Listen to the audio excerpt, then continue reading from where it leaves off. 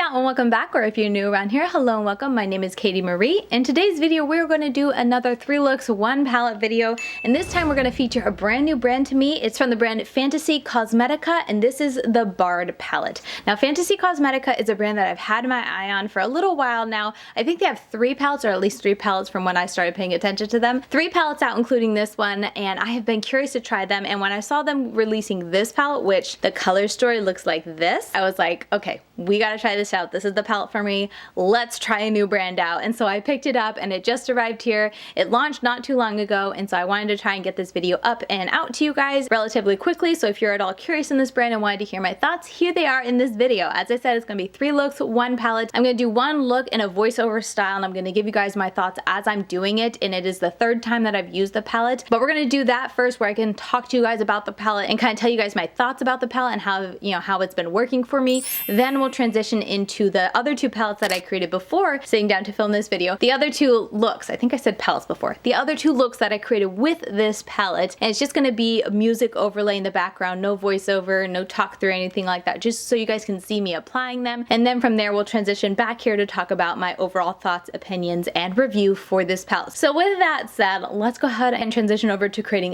this look on my eyes with this palette, and I can tell you guys as I go along my thoughts on the palette.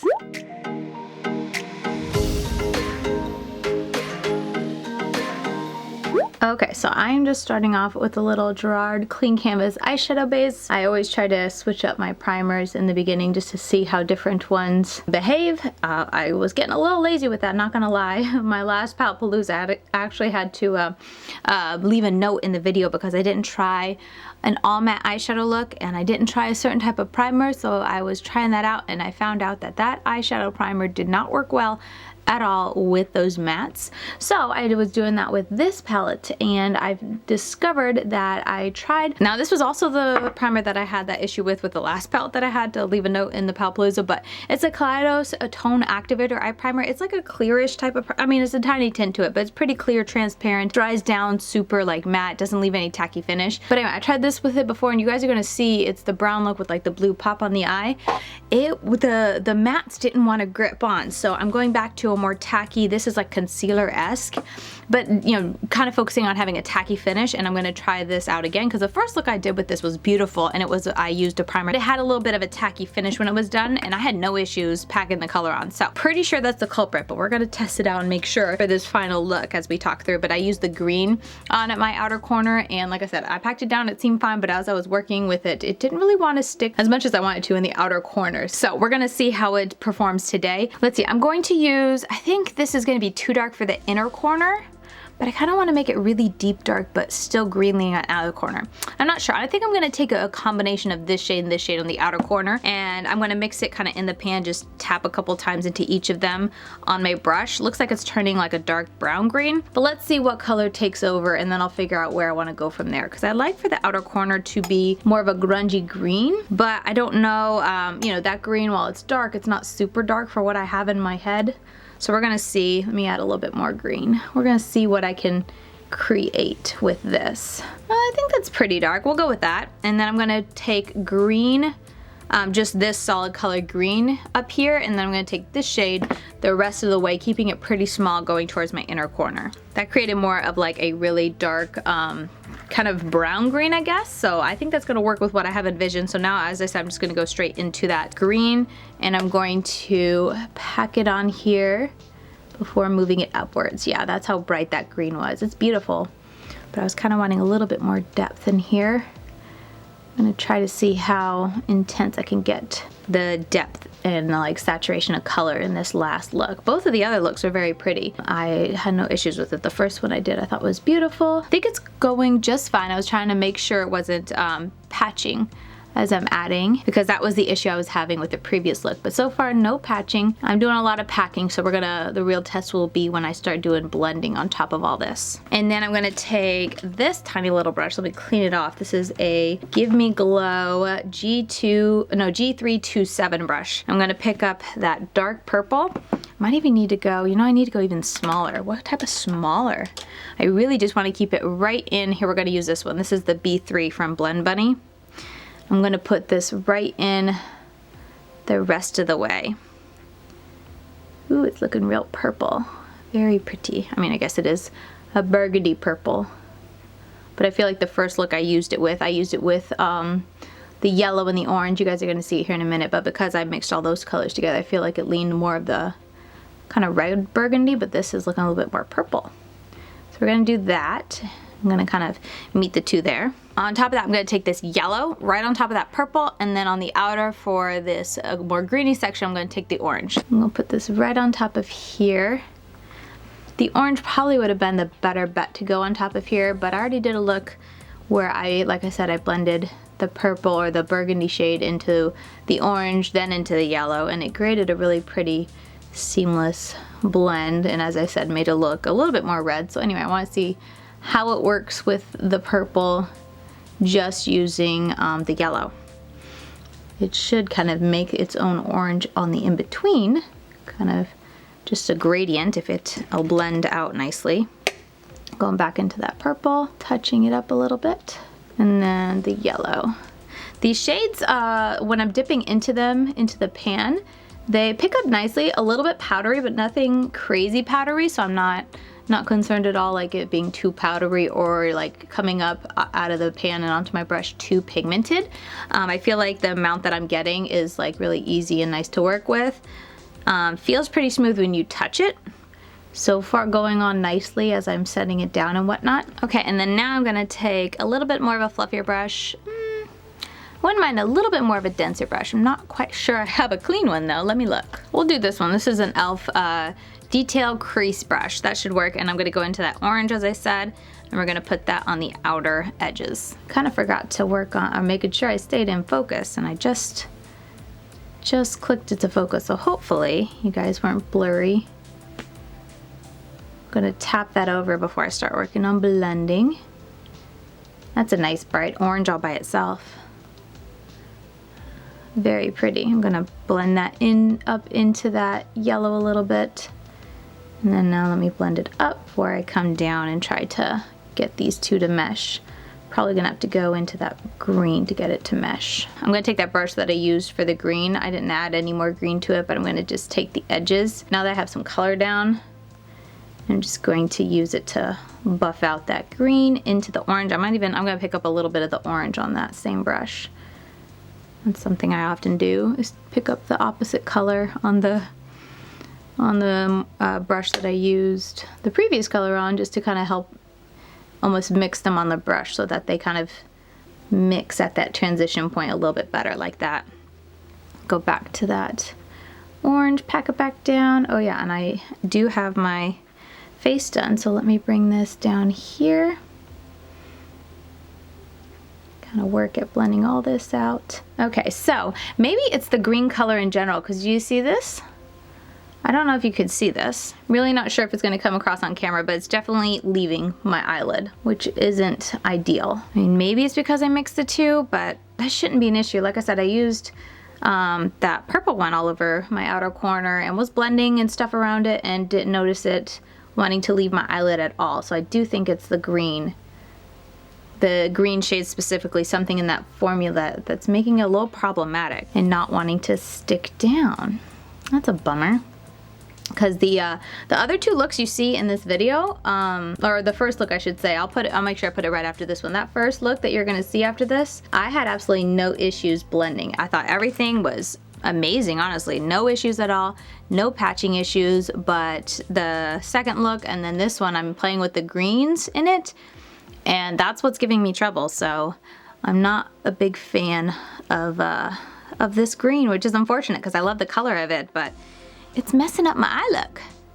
Thankfully, and maybe also it is a little me, because like the spot that it's doing that in is often my problem spot when I have allergies. Like it just doesn't want to stick out there in that corner and whatnot, because I have, you know, sensitive, irritated eyes. They're not too bad today, but I just want to throw it out there because it could be that. Maybe it's like my eyelid, something wrong with my eyelid that's not wanting to stick.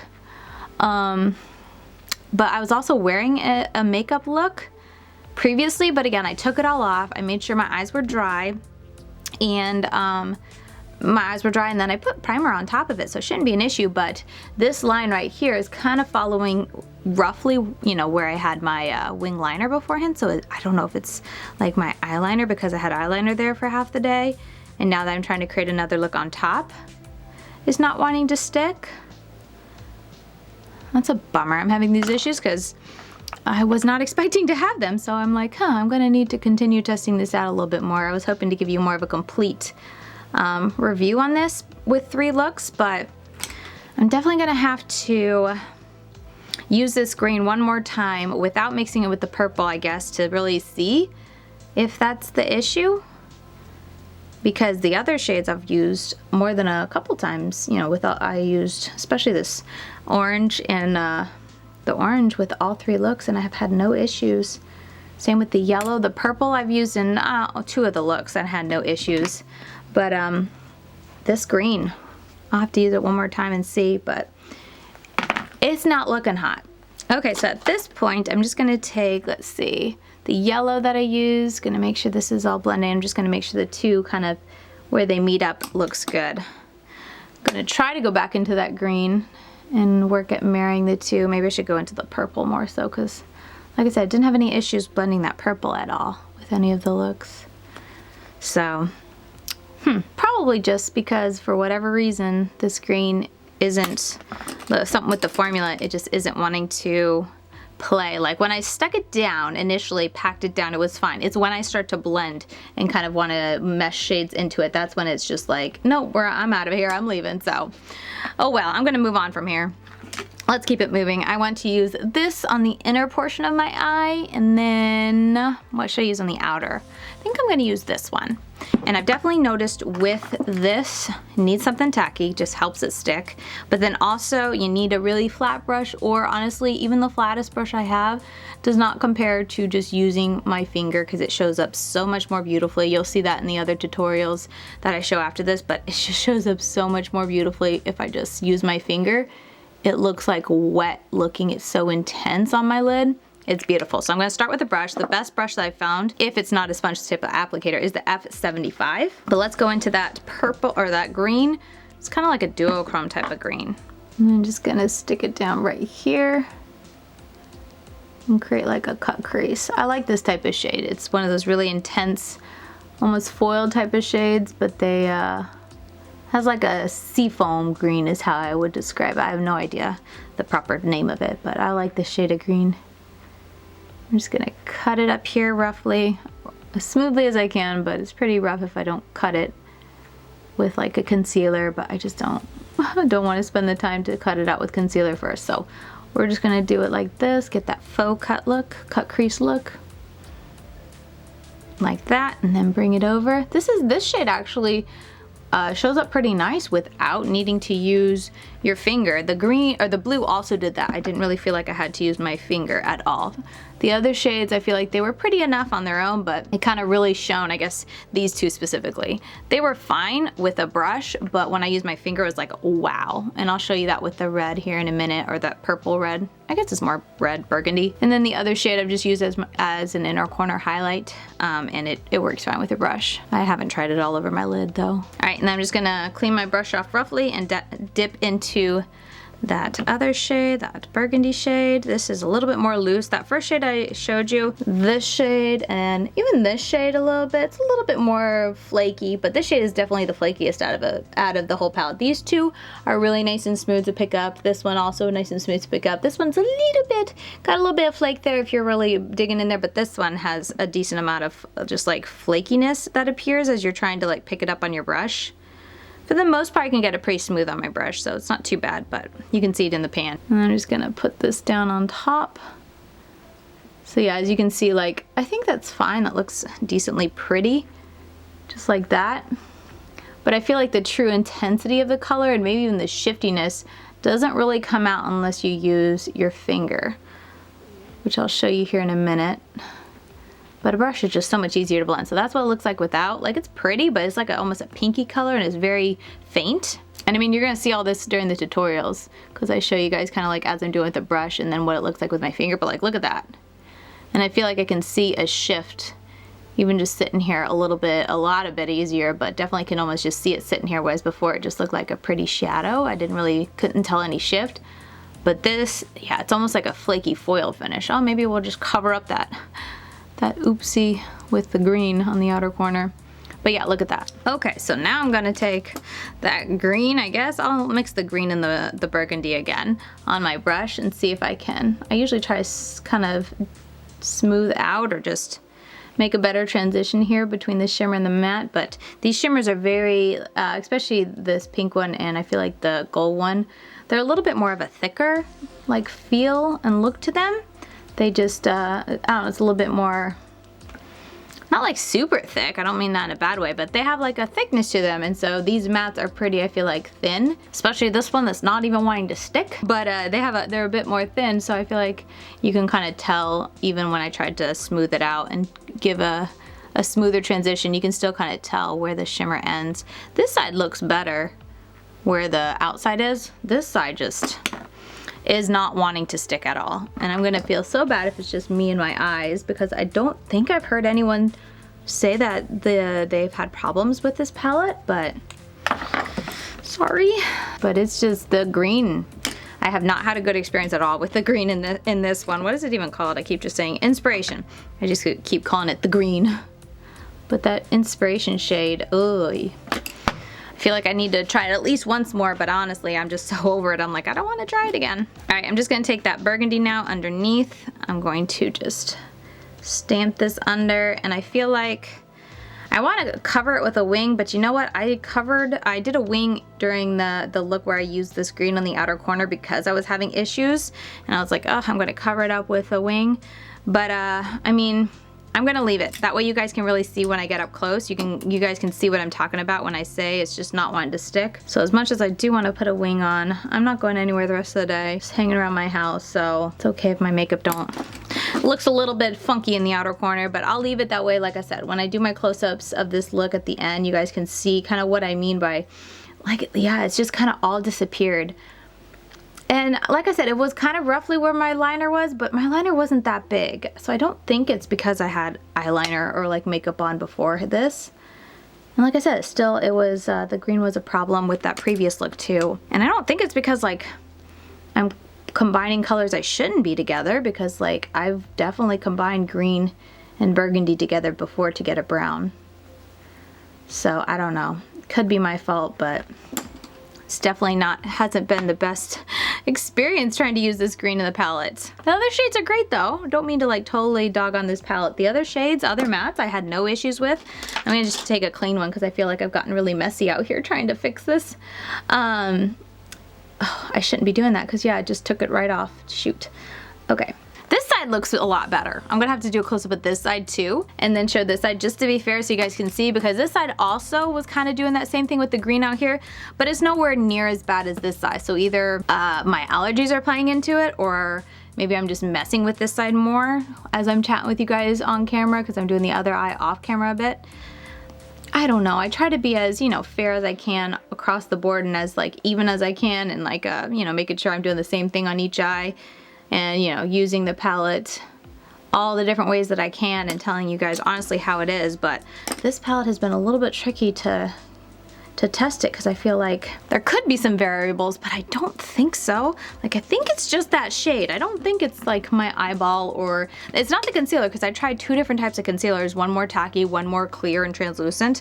Anyway, I'm gonna take this shade and use as my inner corner. I'm super boring with this shade. I'm so sorry. It doesn't look like, it looks like, you know, it'll perform like the other ones, so I didn't feel like putting this all over my lid, but it's a nice inner corner highlight. I do like it for that. So I'm gonna go ahead and stick that. And then we're gonna be pretty much done. Like I said, I'm not gonna put on a liner, even though I really want to, just to cover up the craziness out here, but I'm not going to. Fallout has definitely been there for sure. Oh, this side looks so much better. This side looks like I don't know how to do makeup at all, or like my makeup when I first started doing makeup gosh, how many years ago? Anyway, whatever. I'm gonna do close-ups of both eyes so you guys can see the difference, because like I said, this eye is definitely the problem one. It looks pretty darn bad, but this eye, you really can't tell where it was like patching up. I just kept packing stuff over top of it and now it looks fine.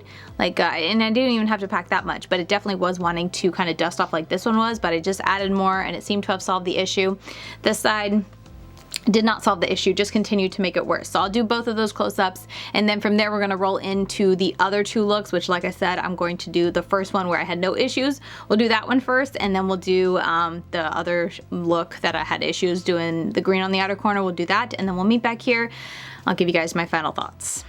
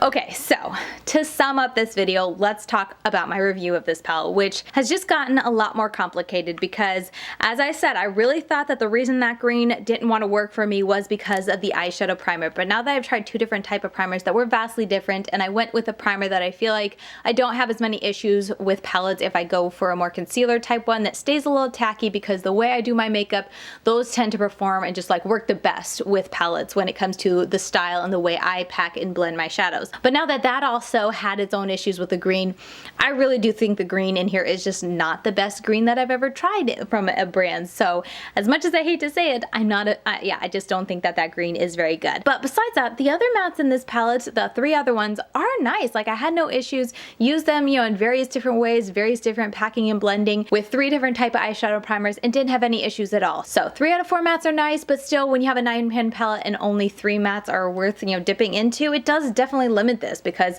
looking at this palette, I love the color story, but it was with adding that green to it. I was really wanting that green to play around. So I'm honestly a little bit bummed that the green is just a shade that I will try at least one more time. I'll make myself try at least one more time, but I definitely don't want to, because I'm like, ugh, it's gonna make the outer corner look terrible. Moving past that, let's talk about the shimmers. The shimmers are nice. Like I said, they're a little bit more thicker consistency when comparing them to the mattes. Like, the mattes aren't super thick, so the fact that the shimmers are a little more thick, I feel like you can kind of, when you're up close or creating a look, or if you're just technical like I am, you can kind of see that the mattes are thin and the shimmers are a bit thicker. Something to keep in mind, but they all pick up relatively nicely with a brush, which I'm thankful for. Again, there is a big difference with using a brush or using your finger. Using your finger is just over the moon beautiful. They almost have like a foiled look, almost too thick for me, but I can smooth them out, and it just has a wet foiled look on your eyes, which is very pretty. Tons of sparkle, tons of pigment, tons of just gorgeousness. They're very, very pretty. I definitely can say, like, they're gorgeous to look at.